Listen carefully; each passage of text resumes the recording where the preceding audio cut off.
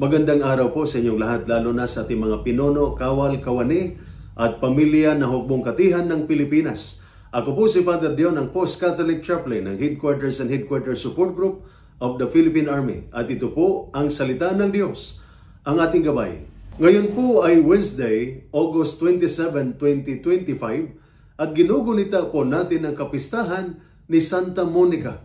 Sa unang pagbasa mula sa unang sulat ni San Pablo sa mga taga-Tesalonica, chapter 2, verses 9 to 13, pinaalala ni San Pablo kung paanong sila'y nagpagod araw at gabi, hindi lang sa pangangaral, kundi sa pagbabahagi ng kanilang buhay. Ang mga taga-Tesalonica ay tumanggap ng salita ng Diyos, hindi bilang salita ng tao, kundi bilang tunay na salita ng Diyos na kumikilos sa mga nananampalataya. Ibig sabihin, ang pananampalataya ay hindi lamang binibigkas, kundi ipinapakita sa gawa at sa pagtitiyaga. Sa ating ebanghelyo, mula sa ebanghelyo ni San Mateo, chapter 23, verses 27 to 32, itinuro ni Jesus na ang mga Pariseo ay parang mga nitsong pinuputi. Maganda sa labas, ngunit bulok sa loob.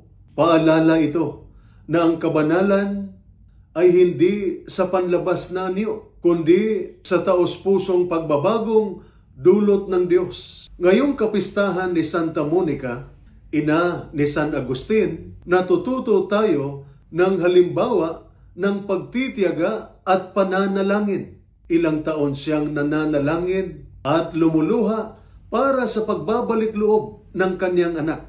Hindi siya sumuko. At sa huli, narinig ng Diyos ang kanyang panalangin. Si Agustin ay nagbalik loob at naging isang pinakadakilang santo at guro ng simbahan. Tulad ni Santa Monica, tinatawag tayong magtiyaga sa pananampalataya.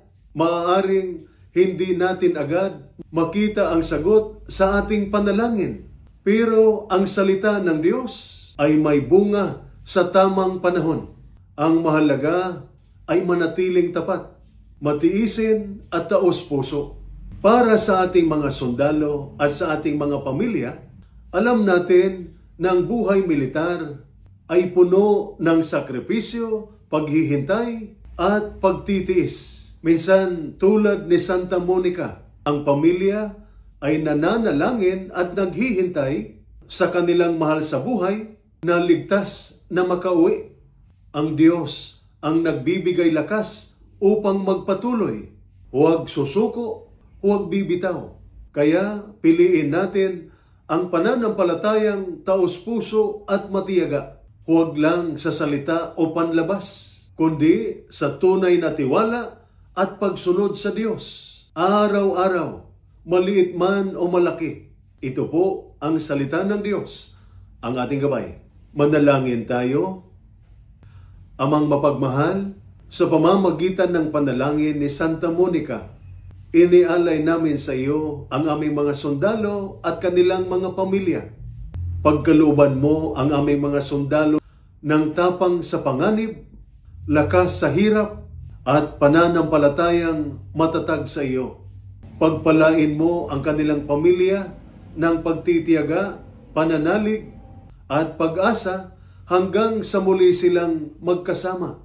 Amen. At sumainyo at sa inyong pamilya ang pagpapala ng makapangyarihang Diyos, Ama, Anak, at Espiritu Santo. Amen.